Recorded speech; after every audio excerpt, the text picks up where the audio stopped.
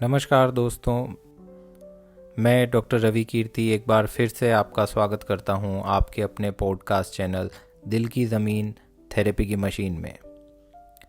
ये दिल की ज़मीन भी हैं और यहाँ पर हम बात साइकोलॉजिकल प्रॉब्लम्स के बारे में, उनकी थेरेपीज़ के बारे में और उनके ट्रीटमेंट के बारे में, क्या बेस्ट पॉसिबल वेज हैं उसके बारे में भी बात करेंगे। तो आज का जो हमारा टॉपिक है वो है पैनिक अटैक। तो सबसे पहले बात कर लेते हैं इसके साइन एंड सिम्टम्स की, ताकि आपको इसके कोरिलेशंस अगर फील होते हैं, कहने का मतलब ये है कि अगर आपको महसूस होता है कि ऐसे साइन एंड सिम्टम्स आप में हैं तो ये पॉडकास्ट आपके लिए हैं। आपको लगता है कि आपके आसपास कोई ऐसा व्यक्ति है आपके जानकारी में जिसको इस तरीके के सिम्टम्स हैं, तो ये पॉडकास्ट उनको ज़रूर शेयर कीजिएगा ताकि उनकी आप एक अच्छी मदद कर पाएँ। तो फिज़िकल चेंजेस की बात करते हैं कि अचानक से हार्ट रेट का इंक्रीज हो जाना, पसीने पसीने हो जाना,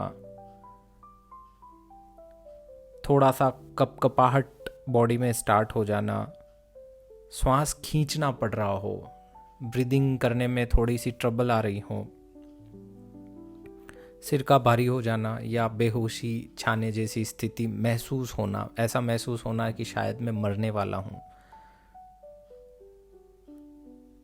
उल्टी जैसा लगातार महसूस होना, या कुछ मामलों में अचानक से थोड़ा शरीर के अंदर गर्मी या ठंडक महसूस कर पाना। मोस्टली गर्मी वाले पॉइंट्स आते हैं। कभी कभार ऐसा भी लगता है कि जैसे गला चोक हो गया है, दिमाग भी चोक हो गया है, कुछ आगे समझ नहीं आ रहा है क्या हो रहा है क्या नहीं हो रहा है। तो ऐसी सारी कंडीशंस जब पैदा होती हैं तो ये जो साइन एंड सिम्टम्स की हम बात कर रहे हैं तो ये हैं पैनिक अटैक से रिलेटेड सिम्टम्स। साइकोलॉजिकली अगर हम देखें तो इसमें अचानक से एक डर पैदा हो जाता है। वो डर ऐसा पैदा होता है कि उसमें ये लगने लगता है कि मेरा अपने शरीर पे से कोई कंट्रोल ही नहीं रहा है, मेरा शरीर आउट ऑफ कंट्रोल हो गया है, मेरे को अब नहीं पता चल रहा आगे क्या होगा। अचानक से इतना डर लगना कि लगे कि मैं बस मरने वाला हूँ, क्योंकि हार्ट रेट इसमें अचानक से बढ़ जाती हैं। तो कई बार ऐसा मिसकंसेप्शन भी डेवलप होता है कि नहीं, हार्ट अटैक आ गया है या आने वाला है। और कभी कभार रियलिटी से एस्केप भी कर जाता है पर्सन। उसको ऐसा लगता है कि मेरे आसपास की रियलिटी और मेरी अपनी रियलिटी में डिफरेंसेस पैदा हो गए हैं। उसका अपना बॉडी पे जो पोजीशन है वो उसके हाथ से चला गया है, अब वो कुछ नहीं कर पा रहा है। कभी कभार ऐसा लगता है कि जैसे बेहोश होने वाले हैं। तो इस तरीके के अगर साइन एंड सिम्टम्स हैं तो ये पैनिक अटैक से रिलेटेड सिम्टम्स हैं। अब हम बात कर रहे हैं कि कुछ रिलेटिव टर्म्स भी हैं, पैनिक अटैक, एंग्जाइटी अटैक और पैनिक डिसऑर्डर। तो एंग्जाइटी अटैक का मीनिंग ये होता है कि आपके आसपास ऐसा कोई इंसिडेंट या आपके आसपास फ्यूचर में आने वाली ऐसी कोई डिमांडिंग कंडीशंस हैं जिसको लेके आप बहुत ज़्यादा चिंतित हैं, बहुत ज़्यादा सोच रहे हैं। उसकी वजह से आपके अंदर फिजियोलॉजिकल और साइकोलॉजिकल चेंजेस जो आते हैं वो एंग्जाइटी अटैक से रिलेटेड होते हैं। उसमें आपके पास कांस्टेंट थॉट जो चल रहा होता है वो उस कंडीशन के लिए डिमांड कर रहा होता है, क्वेश्चन कर रहा होता है, ठीक है। तो वो रिजोल्व तो आप उस टाइम में नहीं कर पाएंगे जब तक कि उसके साथ आप डील नहीं करेंगे। तो फ्यूचरिस्टिक थॉट्स को लेके जो भी डेवलप होता है वो आपका एंग्जाइटी अटैक होता है। जब उसमें फियर की रेट इंक्रीज होती रहती है तो वो बॉडी के अंदर एक रेस्पॉन्स डेवलप कर देता है फाइट एंड फ्लाइट का। और उस रेस्पॉन्स को डेवलप करने की वजह से या तो बॉडी को एक फॉल्स अलार्म स्टेज आ जाता है जहाँ पर लगता है कि कुछ डेंजर है उसके सामने, और वहाँ पर बॉडी को डिसाइड करना होता है कि वो भागेगा या उस सिचुएशन से लड़ेगा। अब वो सिचुएशन चाहे रियल है चाहे अनरियल है, बट उनके अपने इंटरप्रिटेशन के हिसाब से वो डेंजर है। दूसरों के हिसाब से शायद वो डेंजर ना हो, दूसरों के हिसाब से शायद वो सिचुएशन कोई बड़ी सिचुएशन या गंभीर स्थिति ना हो, लेकिन उनको ऐसा महसूस हुआ और उनके इस मिसकंसेप्शन की वजह से, इंटरप्रिटेशन की वजह से उनको वो डेंजर फीलिंग आती है, वो एक थ्रेट फील करते हैं, वो बॉडी फाइट एंड फ्लाइट के रेस्पॉन्स में जाती हैं, और वो जब रेस्पॉन्स करना स्टार्ट करती हैं तो ये हार्ट रेट बढ़ना, ब्रीदिंग जो रैपिड ब्रीथ स्टार्ट हो जाती हैं, ये एक्चुअली बॉडी के रेस्पॉन्सेज हैं। तो अगर हम ध्यान से देखें पैनिक अटैक को, तो पैनिक अटैक में वो सिचुएशन उससे पहले थॉट प्रोसेस में डेवलप हो चुका होता है, उसके बाद तो बॉडी रेस्पॉन्ड करना स्टार्ट करता है, या यूं कहें कि हमारा एक्चुअल में जो नर्वस सिस्टम है वो उसको रेस्पॉन्ड करता है, और उसकी वजह से ये चेंजेस हमारी बॉडी में आते हैं। क्योंकि बॉडी हमारी हर चीज़ को बैलेंस करने की कोशिश करेगी, चाहे उससे लड़के बैलेंस करे, चाहे उससे भाग के अपने को सेफ गार्ड करे, वो दोनों कंडीशन उस तरीके से होती हैं। तो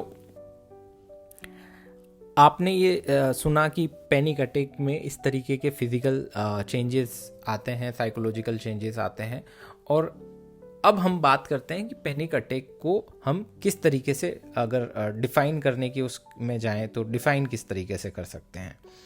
ठीक है, तो सबसे पहले बात आती है कि पैनिक अटैक में ज़्यादातर कंडीशन में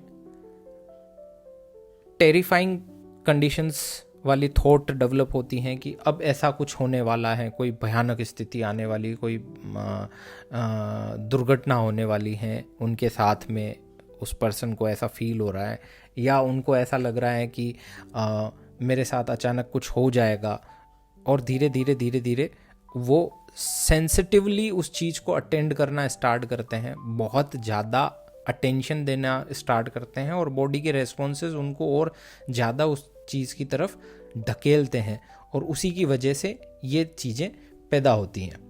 ठीक है, तो अब हम बात करते हैं कि ये जब एक थ्रेट बॉडी ने फील कर लिया है, ठीक है ना, परसीव करने के बाद ब्रेन को कमांड मिल गया, और ब्रेन ने सिंपैथेटिक नर्वस सिस्टम है वो उसको कमांड दे देता है वो, और वो अब स्ट्रेस हार्मोन रिलीज़ करेगा, और स्ट्रेस हार्मोन जब वो रिलीज़ करेगा तो उसकी वजह से फिज़िकल चेंजेस आएंगे।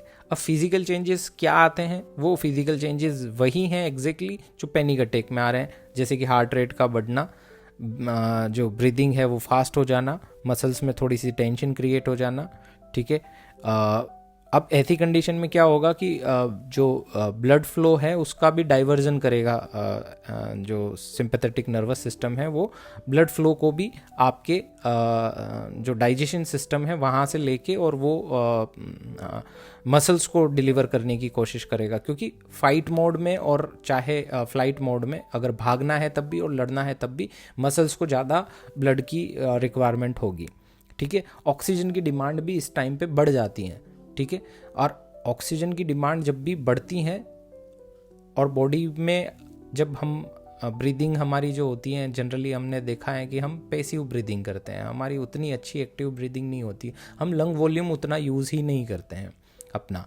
ठीक है ना, तो फुल लंग वॉल्यूम तो जनरली हम यूज़ ही नहीं करते हैं, वो ब्रीदिंग एक्सरसाइजेज के थ्रू ही कर पाते हैं। तो वो चीज़ ना होने की वजह से भी ऑक्सीजन कम हो जाता है। क्यों? क्योंकि उस टाइम पे रैपिड ब्रीदिंग हो जाती है और चॉकिंग वाली कंडीशन डेवलप होना। ठीक है, स्वेटिंग होने लग जाना, पसीना होना। और एक ख़ास चीज़ जो इस टाइम पे होगी वो है ग्लूकोज इंक्रीज़ करना, मतलब शुगर रिलीज़ होगी। ठीक है, तो ये जो सिंपैथेटिक नर्वस सिस्टम है ये कमांड करेगा बॉडी को इन सारी चीज़ों को करने के लिए, और ये सारी चीज़ें पैनिक अटैक में आप देखेंगे कि लगभग वही चीज़ें हैं। तो ये आप समझ सकते हैं कि बॉडी का रेस्पॉन्स आना स्टार्ट हो गया है। अब जब बॉडी का रेस्पॉन्स आना स्टार्ट हो गया है तो इसका मतलब ये हुआ कि उससे पहले ही परसीव्ड थ्रेट आया होगा। अब वो परसीव्ड थ्रेट क्या था उस रिगार्डिंग में क्लाइंट से, पर्सन से बात करनी पड़ती है, समझना पड़ता है कि उनके साथ में क्या इश्यूज हुआ। बट उस टाइम में तो उनको हैंडल करना ही ज़्यादा ज़रूरी है, उस टाइम पे क्वेश्चनिंग ज़्यादा ज़रूरी नहीं होती है। तो अब हम बात कर रहे हैं कि जब ये पैनिक अटैक आ गया है, ठीक है। अब पैनिक अटैक अगर बार बार आते हैं तो फ्रीक्वेंसी बढ़ जाती है, तो क्या होगा, फ्रीक्वेंसी बढ़ जाती है तो वो पैनिक डिसऑर्डर में कन्वर्ट हो जाएगा। तो अगर जो DSM-5 है, अगर उसकी हम बात करते हैं, डायग्नोसिस एंड एस्थेटिक मैनुअल जो है हमारा मेंटल हेल्थ के डिजीज़ और डिसऑर्डर्स के बारे में जो बात करता है, वो पैनिक डिसऑर्डर की बात करता है, ठीक है। तो पैनिक अटैक किसी को भी आ सकता है, इसमें कोई वो वाली बात नहीं है कि पैनिक अटैक किसी नॉर्मल पर्सन को नहीं आ सकता है। एंग्जाइटी से रिलेटेड चीज़ें तो सभी के साथ कॉमन है। अब जिनको एंग्जाइटी में थोड़ा सा परसीव्ड थ्रेट जो है वो फील करने का इशू ज़्यादा क्रिएट हो जाता है, तो उनको पैनिक अटैक भी आ जाता है। अब पैनिक अटैक जिनको आ गया है, अगर वो आके और नॉर्मलाइज हो गए हैं, उसको बाद में उन्होंने अंडरस्टैंड कर लिया और उस सिचुएशन को डील करना सीख गए, ठीक है। अगर नहीं कर पाए हैं, उसकी फ्रीक्वेंसी इंक्रीज़ होती जा रही है, या वो जो थ्रेट जो चाहे वो परसीव्ड ही है, लेकिन अगर वो थ्रेट उनकी लाइफ में रेगुलरली आता जाता रहता है या आसपास ही रहता है, डेवलप हो रहा है बार बार, तो उसकी वजह से वो पैनिक अटैक डिसऑर्डर में कन्वर्ट हो जाता है, तो पैनिक डिसऑर्डर बन जाता है। अब हम बात करेंगे कि ये जो पैनिक अटैक है, ये किसी पर्सन में अगर जनरेट हुआ तो क्या होगा, किस तरीके से वो इंक्रीज़ होता है या किस तरीके से वो डिक्रीज़ होता है, वापस सेटल डाउन कैसे होता है। तो पहले सेटल डाउन कैसे होता है उसकी बात कर लेते हैं, क्योंकि मैंने ये बता दिया कि परसीव्ड थ्रेट, उसके बाद ब्रेन ने पैरासिम्पैथेटिक नर्वस सिस्टम को और सिंपैथेटिक नर्वस सिस्टम को कमांड देना स्टार्ट करता है वो। तो पहले सिंपैथेटिक नर्वस सिस्टम क्या करता है कि बॉडी के अंदर ये सारे तरीके के चेंजेस लेकर आता है फाइट एंड फ्लाइट के लिए, ठीक है। अब ये जब हो गया तो उसके बाद पैरासिम्पैथेटिक नर्वस सिस्टम जो है वो क्या करेगा, वो वापस से मतलब 10 से 20 मिनट या 30 मिनट तक पैनिक अटैक रहता है। उसके बाद पैरासिम्पैथेटिक नर्वस सिस्टम क्या करेगा, बॉडी को होम्योस्टेटिक में लेकर आएगा, वापस से उस बैलेंस्ड पोजीशन में ले जाने की कोशिश करेगा। तो हार्ट रेट वापस से डाउन करेगा, ब्रीदिंग जो बहुत फास्ट चल रही थी उसको वापस से डाउन करेगा, ठीक है। और ग्लूकोज का जो सप्लाई इंक्रीज हो गया था उसको वापस से नॉर्मलाइज करेगा, रेगुलराइज करेगा, ठीक है। अब एक चीज़ का आप ध्यान रखें कि जैसे मैंने पैनिक अटैक के एक सिम्टम की बात करी थी कि उनका जो उल्टी आने जैसा या पेट में गड़बड़ जैसा महसूस होना, ये भी एक सिम्टम है पैनिक अटैक का। तो वो एक्चुअली जनरेट क्यों होता है, जस्ट बिकॉज ऑफ कि उनका डाइजेशन सिस्टम का जो ब्लड सप्लाई था वो हटा के मसल्स को देना स्टार्ट कर देता है सिंपैथेटिक नर्वस सिस्टम। तो इसकी वजह से उनके पेट में वो गड़बड़ी जैसा महसूस होने लगता है। अब वो इसलिए हुआ क्योंकि बॉडी को फाइट एंड फ्लाइट रेस्पॉन्स को डील करना था, ठीक है ना। उनके सामने तो थ्रेट, अब वो इसीलिए आप ज़्यादातर अभी के एरा में आप ये सुनेंगे कि हमारा ब्रेन जो है ना वो रियलिटी में और इमेजिनेशन में डिफ्रेंशिएट नहीं कर सकता है। इसलिए अट्रैक्शन पावर कैसे काम करता है कि आप इमेजिन कीजिए कि आपके पास वो चीज़ें हैं, इमेजिन कीजिए कि आपके पास सब कुछ अच्छा है, तो पॉजिटिव इमेजिनेशन के थ्रू आप काफ़ी कुछ चीज़ें अपनी तरफ अट्रैक्ट कर सकते हैं। यस, तो हम बात कर रहे थे कि जो पैनिक अटैक थे, पैनिक अटैक के बाद की जो स्टेज आई उसमें वापस से बैलेंस्ड कर दिया, ठीक है। लेकिन जिन लोगों के साथ में ये पैनिक अटैक बना हुआ रहता है, उनमें क्यों ये बना रहता है, उसके पीछे का एक थ्योरम है, वो मैं आपको एक्सप्लेन कर देता हूँ। कि इनिशियली क्या होता है कि सबसे पहले वो एक ट्रिगर सिचुएशन को फेस करेंगे, चाहे वो अब परसीव्ड है, इन रियल है, रियल नहीं है, कुछ भी हो सकता है, बट एक बार उनको तो ट्रिगर हो गया। अब ट्रिगर हो गया तो बॉडी क्या करेगी, या तो फाइट करेगी या फ्लाइट वाली रेस्पॉन्स डेवलप करेगी। अब वो रेस्पॉन्स डेवलप करेगी तो जो सिंपैथेटिक नर्वस सिस्टम है उसने अपना काम स्टार्ट कर दिया। अब जब उसने काम स्टार्ट कर दिया तो हम थोड़े से हाइपर विजिलेंट हो जाते हैं उस टाइम में, और पर्सन क्या करता है कि हर एक सिम्टम पे थोड़ा एक्स्ट्रा फोकस दे देता है। एक्स्ट्रा फोकस देने का मतलब हुआ कैटास्ट्रोफिक थिंकिंग, एक तरीके से कहा जा सकता है, जैसे कि हार्ट रेट बढ़ रही है और डायरेक्ट उसको कनेक्ट कर लेंगे, नहीं नहीं मेरे को तो हार्ट अटैक ही आने वाला है, ठीक है ना। तो बहुत ओवर एम्फेसाइज करके अगर हम चीज़ों को जो बना देते हैं, ठीक है, तो ऐसी कंडीशन डेवलप होगी। और उसके बाद क्या होगा कि वो पर्सन कैटास्ट्रोफिक थॉट डेवलप कर रहा है, तो उस पर भी बॉडी के अंदर फियर और इंक्रीज हो गया, तो वो बॉडी के रेस्पॉन्स को जो पहले हो रखे हैं अब इसको और एम्पलीफाई करेगा और बढ़ा देगा। तो ये जो पैनिक अटैक है ये एक तरीके से साइकिल बन जाएगा, एक विशियस साइकिल बन जाएगा कि आप अपने उन्हीं थॉट्स में उलझ के अपने सिम्टम्स को और इन्हेंस कर रहे हो और इंक्रीज कर रहे हो। तो सबसे ज़्यादा ज़रूरत जो होती है वो ये होती है कि आप अपने उस ट्रिगर को अंडरस्टैंड करने की कोशिश करें सबसे पहले। तो ये जब हम ट्रीटमेंट पार्ट में बात करेंगे तब इस पे मैं चर्चा करूँगा। अब कुछ जो फैक्ट हैं उस पे बात कर लेते हैं। फैक्ट ये है कि सबसे पहली बात तो पैनिक अटैक अपने आप में इतना डेंजरस नहीं है कि किसी को जो फीलिंग आती है ना कि मेरी डेथ ही होने वाली है, मैं मर जाऊंगा, ठीक है ना, वो रिलेटिव टर्म है, relative terms related to the environment. उनको लगता है कि मैं अभी तो कुछ कर रहा था, मेरी तो अभी लाइफ है, मेरे तो अभी कुछ आगे के प्लान्स हैं और अचानक अब मेरे को ये सब जो हो रहा है पता नहीं मैं मर जाऊंगा, ठीक है ना। तो वो कैटास्ट्रोफिक थॉट की वजह से डायरेक्ट वो वहाँ ले चले जाते हैं कि नहीं नहीं मुझे कुछ बीमारी नहीं, डायरेक्ट डेथ हो जाएगी मेरी तो, ठीक है। तो उस कंडीशन को पैनिक अटैक में आपको समझना चाहिए कि ऐसा कुछ नहीं होने वाला है।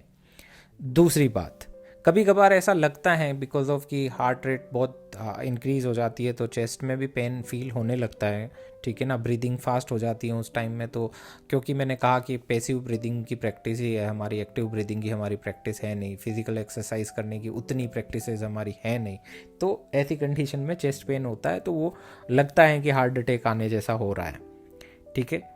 हाँ, फिज़िकली हार्मफुल उतना नहीं है, लेकिन डेफिनेटली हमारी जो क्वालिटी लाइफ है उसको ये हार्म करता है पैनिक अटैक। तो पैनिक अटैक इतना छोटा पॉइंट भी नहीं है कि उसको सीरियसली ना लिया जाए। जनरली मैं बिकॉज ऑफ कि मैं प्रोफेशनल हूँ इस मामले में, मेंटल हेल्थ वर्कर हूँ मैं, तो मैंने कई बार ये पाया है कि फैमिली मेम्बर्स जो हैं या फ्रेंड सर्कल्स जो हैं वो एक टैग लगा देते हैं, अरे ये इसको कुछ नहीं हुआ है, ये सिर्फ नाटक कर रहा है, ठीक है ना। आइदर नाटक कर रहा है, एक दूसरा टर्म जो मैंने ज़्यादातर सुना है कि इसको अटेंशन चाहिए, बस हमारा अटेंशन चाहिए। तो ये जो चीज़ें हैं ये थोड़ी सी इम्प्रॉपर हैं बिकॉज ऑफ कि साइको एजुकेट करने की ज़रूरत है फैमिलीज़ को भी और उनके इन्वायरमेंट में जो पर्सन्स आते हैं उनको भी, ताकि वो बेटर डील कर सकें और समझ सकें कि पैनिक और डिसऑर्डर होना एक अलग बात है, पैनिक अटैक आना एक अलग बात है, और पैनिक अटैक इन जनरल किसी को भी एंग्जाइटी की वजह से डेवलप हो सकता है। और वो तो वही फियर है, फियर से रिलेटेड, थ्रेट से रिलेटेड है, ठीक है, और वो सभी को फील होता है, किसी को ज़्यादा होता है किसी को कम होता है, तो हो किसी को भी सकता है। हाँ, पैनिक अटैक आने के बाद जनरली पर्सन जो है वो बहुत ड्रेन आउट फील करता है, बहुत ऐसा जैसे उसकी शरीर से सारी ऊर्जा ही निकाल ली हो ऐसा फील करता है। तो यस, ये इफ़ेक्ट है एक बात। एक पॉइंट और भी आता है कि इसका जो एसोसिएशन है वो एगोराफोबिया से भी बन जाता है कभी कभार इसका कनेक्शन पाया गया है। थायराइड वाले जो केसेस हैं उनमें इस तरीके के पैनिक अटैक की कंडीशन थोड़ी सी ज़्यादा पाई गई हैं, ठीक है ना। ड्रग लेने वाले या बहुत ज़्यादा एक्सेसिव कैफीन लेने वाले लोगों के अंदर भी ये होने के चांसेस थोड़े से इंक्रीज पाए गए हैं, ठीक है। अब पैनिक अटैक बिकॉज ऑफ की ट्रीट किया जा सकता है, ठीक है, ट्रीट किया जा सकता है। तो अब इस बारे में हम बात कर लेते हैं कि क्या इसका मेडिकेशन, क्या इसका थेरेपी। तो इस रिलेटेड, क्योंकि ये साइकोलॉजिकली मिस इंटरप्रिटेशन की वजह से किसी चीज़ को बहुत ओवर एम्फेसाइज करके और कैटास्ट्रोफिक थॉट प्रोसेस डेवलप करके और इन्हेंस करके उस थ्रेट को देखा जाता है, और उसकी वजह से ये जो पैनिक अटैक, जो बॉडी का जो रेस्पॉन्स डेवलप हो रहा है, तो इसको अगर हम ट्रीट करें तो इसके लिए मेडिसिन भी हैं जो सिम्टम्स को ट्रीट करेगी, बट अगर हम इसके रूट कॉजेज़ की तरफ जाएं तो हम थेरेपी के थ्रू, साइकोथेरेपी के थ्रू भी इनको ट्रीट कर सकते हैं। अब साइकोथेरेपी करने का जो पर्पज़ है उसके अलग अलग तरीके के मॉडल्स हैं। उन मॉडल्स में से psycho education for that person और प्लस उसकी फैमिली और इन्वायरमेंट को साइको एजुकेट करना बहुत ज़रूरी होता है, और ये इसकी अपनी एक इम्पोर्टेंस भी है। ठीक है। सेकंड थिंग, कुछ थेरेपीज़ हैं, उन थेरेपीज़ के थ्रू, चाहे वो कॉग्निटिव बिहेवियर थेरेपी हो या डीबीटी हो, सीबीटी हो, दोनों में से कोई भी यूज़ की जा सकती हैं। ब्रीदिंग की कुछ टेक्निक्स हैं पर्टिकुलरली, अगर वो करना स्टार्ट करे पर्सन तो वो भी बहुत वर्क करती हैं, बेटर वर्क करती हैं और ऑन द स्पॉट डीलिंग में हेल्प कर देती हैं। हाँ, एक चीज़ जो एक्सप्लेन होनी चाहिए सभी इस मामलों में कि ये एक बड़ा डेंजर नहीं है। पैनिक अटैक आना नॉर्मल है। इसको बहुत बड़ा इशू ना बनाए लाइफ में कि ये भी एक थ्रेट बन जाए आपकी लाइफ में, कि मेरे को पैनिक अटैक आता है, ये भी मेरा लाइफ का एक थ्रेट है, तो वो भी एक अपने आप में उनकी उस नेगेटिव थॉट्स को और इन्हेंस कर देगी, इंक्रीज कर देगी। तो कोशिश करें कि इस तरीके के थॉट से बाहर आए। ठीक है। और यस, अब थेरेपी आप लेते हैं तो ये चीज़ें ट्रीटेबल हैं और ट्रीट हो जाती हैं और आपकी रिकवरी हो सकती हैं, बट आपको प्रोफेशनल हेल्प लेनी चाहिए इस मामले में। इसको सीरियसली लेना है तो प्रोफेशनली हेल्प के थ्रू ही ये ट्रीटेबल है। ठीक है। या फिर आप अपने आप को एनलाइटन कर लें, कहीं बहुत अच्छे स्पिरिचुअल पाथ पे अगर आप वर्क करते हैं तो उससे भी काफ़ी लोगों में चेंजेस आ जाता है। तो ये बात थी, आज हमने पैनिक अटैक के बारे में बात करी, एंग्जाइटी के बारे में बात करी, एक बेसिक टर्म जो during the learning of my life, मतलब लाइफ से रिलेटेड भी हैं, प्लस साथ में मैंने जो अपनी एजुकेशन हासिल की है उसमें भी ये कई बार हमने कई तरीके के प्रोजेक्ट्स किए हैं। उसमें एक फाइंडिंग जो मैंने ख़ास तौर से देखी है वो ये है कि एंग्जाइटी जो है वो ज़्यादातर फ्यूचरिस्टिक चीज़ों को लेके रिलेटेड होती हैं, मतलब आगे क्या होगा। ठीक है। फ्यूचर में कोई कंडीशन बनने वाली है। ठीक है। मान लीजिए आप दो लोगों को जानते हैं और आपने एक को कुछ और बोला है, दूसरे को कुछ और बोला है, और वो दोनों साथ में मिलने वाले हैं। मैं एक एग्जांपल दे रहा हूँ, वो दोनों साथ में मिलने वाले हैं। ये सिचुएशन ऐसी है कि वो दोनों मिलेंगे तो आपकी बात होगी, और ये सोच सोच के आप परेशान हैं कि मैंने इसको कुछ और बोला था और उसको कुछ और बोला था, और ये आपके लिए इतना बड़ा पॉइंट हो जाता है कि नहीं, अब मेरा शायद पर्दाफाश होने वाला है। ठीक है। और उससे मेरी रेपुटेशन पे बहुत बड़ा डिजास्टर आ जाएगा। तो इसको कैटेस्ट्रोफिक थॉट के अकॉर्डिंगली मैंने डिजास्टर बना दिया है अब। ठीक है ना, कि नहीं नहीं अब तो मेरा लाइफ रुइन हो सकता है। तो ऐसी कंडीशन में पैनिक अटैक आ गया। ठीक है। ये एक एग्जांपल है जो मैंने लाइव मेरे किसी एक केस का मैं डिस्कस कर रहा हूँ कि इस तरीके से भी डेवलप हो जाता है। तो ऐसी सिचुएशन में थेरेपी लेना और थेरेपी के थ्रू ठीक हो जाना वो ज़्यादा ज़रूरी है। एंग्जाइटी को इन्हेंस करने की ज़रूरत नहीं होती है। फ्यूचरिस्टिक चीज़ों को लेके बहुत ज़्यादा सीरियस होना, प्लानिंग करना, that is different thing, but सिर्फ उससे एंग्जाइटी लेना वो बहुत बुरा है, वो नहीं लेना चाहिए, क्योंकि वो एंग्जाइटी या स्ट्रेस कुछ ना कुछ आपका बढ़ाता ही रहेगा।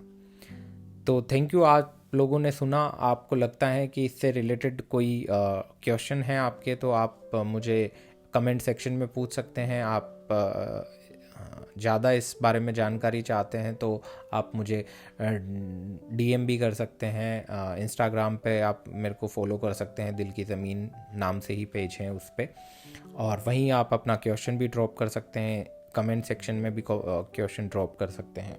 अगर आपकी कोई क्वेरी है इस रिगार्डिंग तो प्लीज़ शेयर कीजिएगा। मुझे अच्छा लगेगा मैं अगर उनका आंसर दे पाऊँगा तो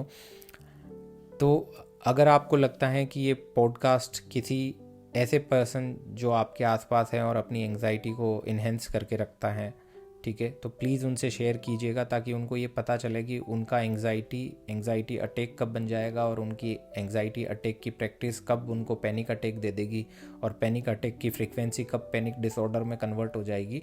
ये बहुत रिस्क भी क्रिएट कर सकता है। रिस्क इन द सेंस कि उनकी लाइफ को उससे कोई थ्रेटनिंग नहीं है, लेकिन उनकी क्वालिटी ऑफ लाइफ रुइन हो जाएगी, प्लस उनके फैमिली का भी क्वालिटी ऑफ लाइफ रुइन हो जाता है।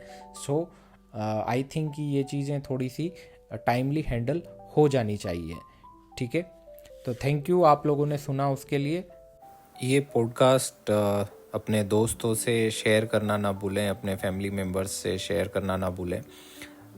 ये अपने आप में एक साइको एजुकेशन भी है ताकि आप पहले से अवेयर्ड रहें इन सारी सिचुएशंस के मामलों में। ये जानकारी अगर आपके पास रहेगी तो फ्यूचर में कभी भी किसी भी आसपास ऐसे इन्वायरमेंट में अगर आप देखते हैं किसी पर्सन को इस तरीके से जूझते हुए, तो आप उसको बेहतर मदद भी कर पाएंगे। इसके लिए शेयर करना ना भूलें और सब्सक्राइब करें। Thank you.